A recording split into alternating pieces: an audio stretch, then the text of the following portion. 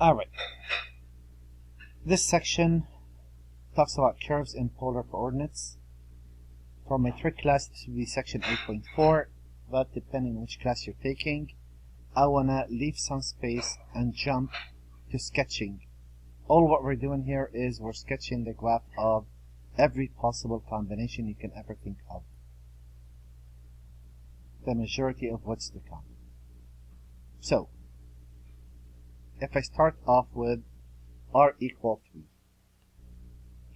In the first 4 problems, I'm going to convert. And after that, I want to kind of get the idea of what that looked like and proceed. So r equal 3, if I really convert this to rectangular coordinates, I would know that I need an r squared. So if I multiply by r both sides, this will take an r. Instead, to get r squared, either I multiply by r or I square both sides. And this would be x squared plus y squared equal 9. And I know what that is. That's a circle with a radius of 3. So that would be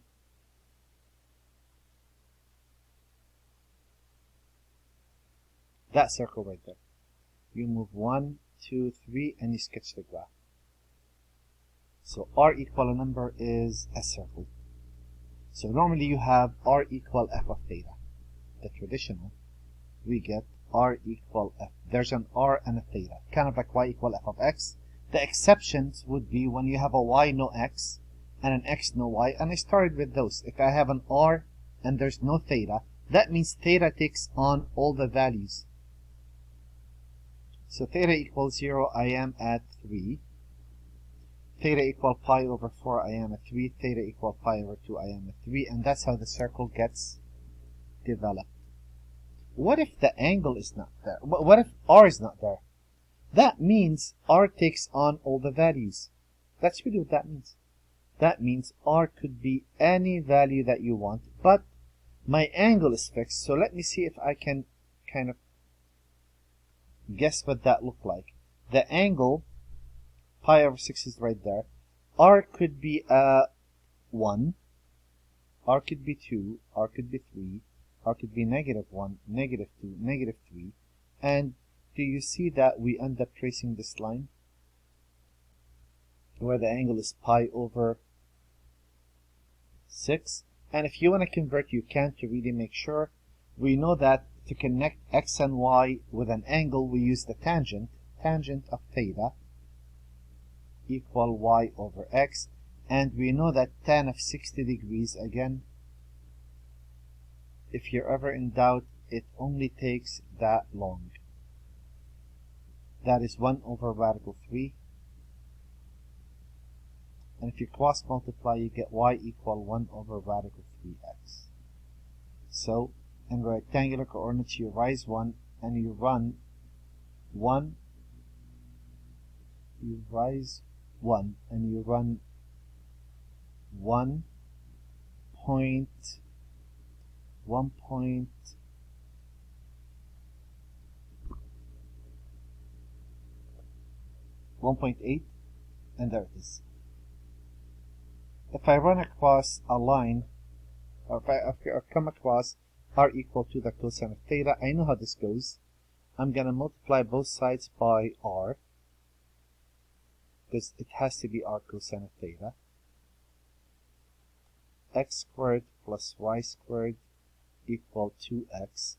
I know this is x squared minus 2x plus a number plus y squared equal a number. Take half of the middle number and square it. That would be x minus 1 squared plus y squared equal 1. On the rectangular coordinates, I know how that works. That's pretty much taking a center of 1, 0, go 1, right there. And the radius is 1. Move 1 to the right, 1 to the left, 1 up, and 1 down. And my circle is right there. And the last case I really want to touch on, if you come across r equal 3, a cosecant, I could convert that. There is no cosecant in my translation, or transformation from the previous section. If I cross multiply,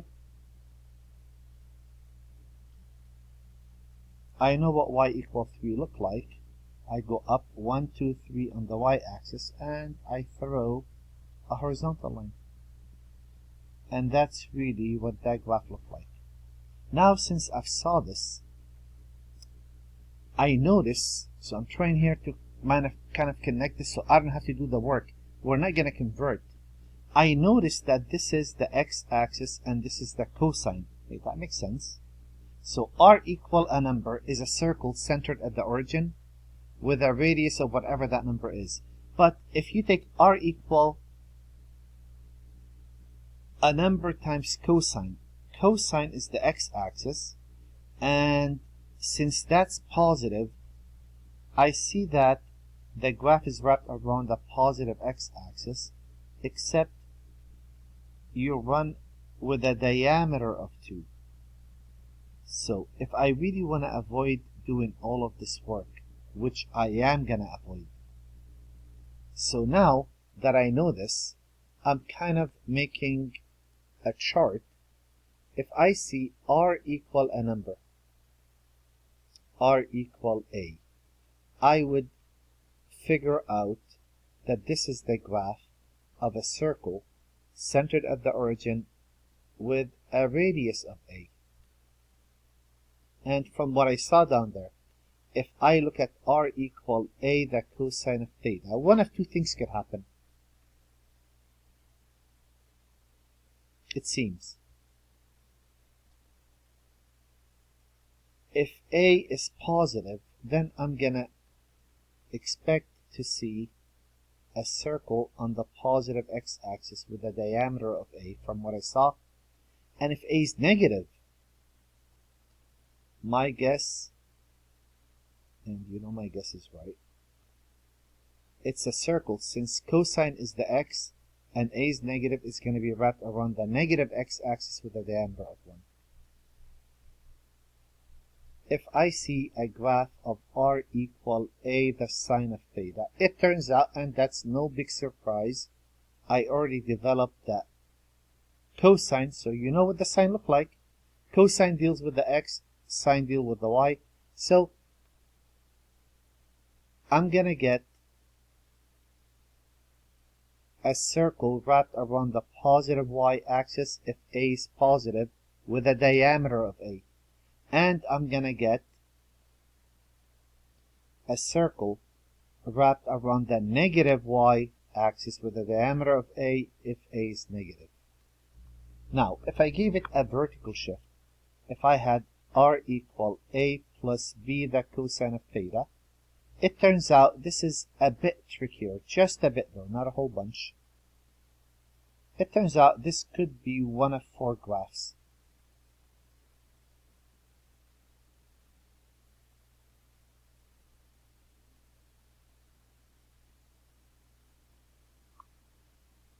Let me see. Does that fit here? No. Okay, let me make that a bit longer, just a bit. Actually, that's fine. I could leave it there. That's not a problem.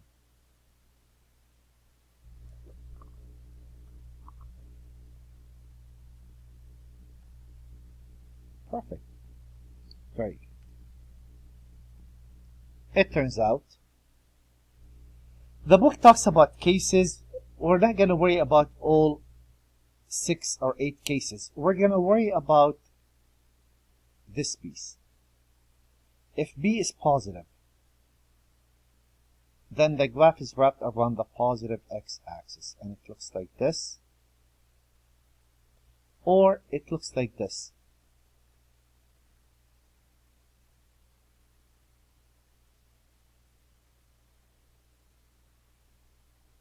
And if this b is negative, then it's a heart-shaped graph wrapped around the negative x-axis, because cosine is the x.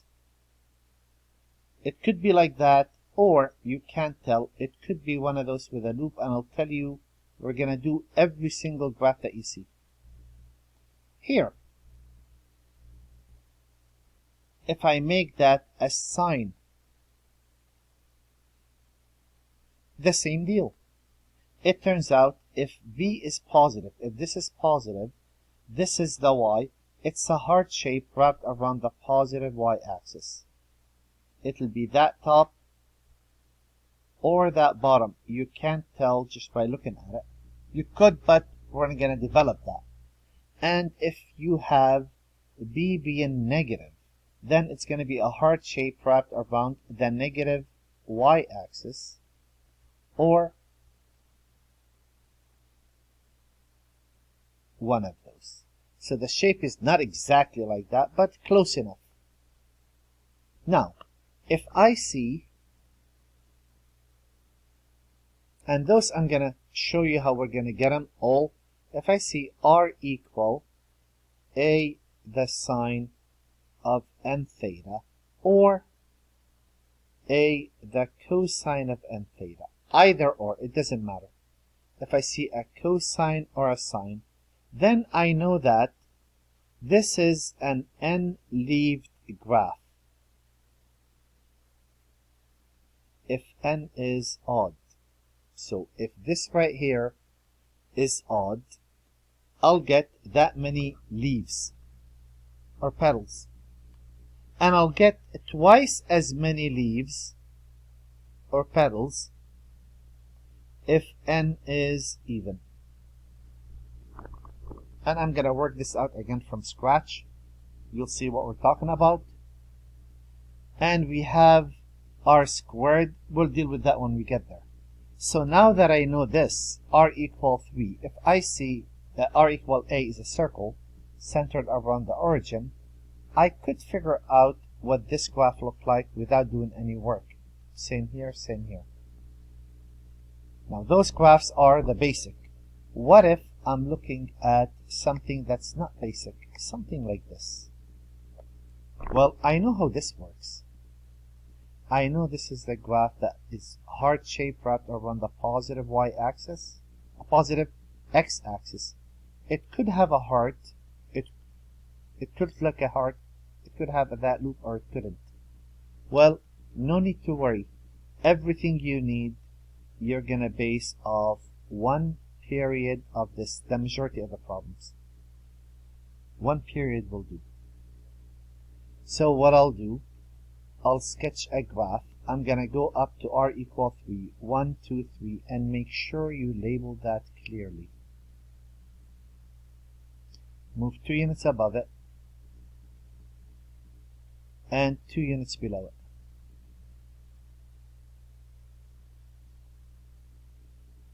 If I am at 2 and I move to a 3, if I am at 3 and move 2 units up, that's 5, 2 units down, that's 1. A graph of a cosine wave starts at the amplitude, runs down to the amplitude, back to the starting point, and that's all you need. Isn't this 2 pi? This is pi. This is pi over 2, and this is 3 pi over 2. I know it's not this case. Why is that? For this loop to exist, r must change signs. You must go from positive to negative or negative to positive. If r is always positive, it's this shape. And if r is always negative, it's this shape. The only way you can trace that inner loop, if r switches signs. And we're going to graph that soon. For now, let's look at how this graph looked. I'm going to start with points. At 0, r equal 5. There is 0, there is 1, 2, 3, okay. Let's add one more.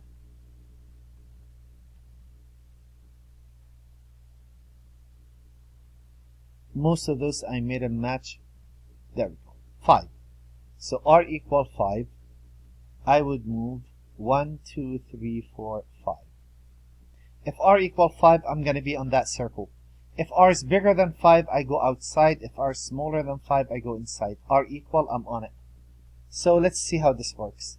This starts decreasing, getting smaller. By the time I reach pi over 2, r would be a 3. Pi over 2 is right there. r equal a 3 1, 2, 3. A smooth curve. Then what? Then between pi over 2 and pi r is still decreasing.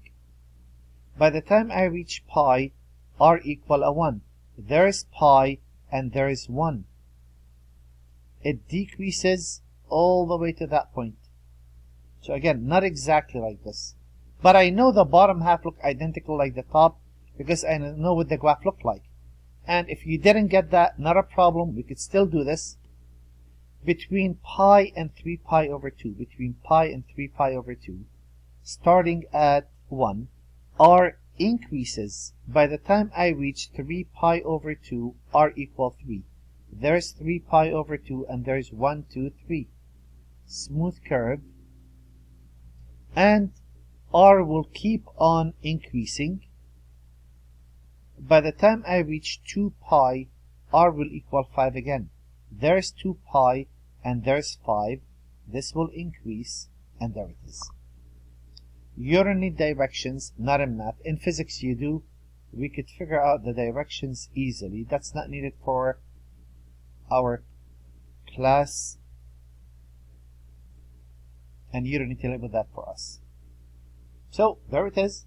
I can get every graph you can think of just by doing a basic period, sometimes a bit more, but mainly one period. Again, I'm looking at this graph and I'm thinking, you know what, I know what that looked like. That is a heart shape wrapped around the negative x-axis. You know what, since the top one was a cosine, wasn't it? Let me make that a sine.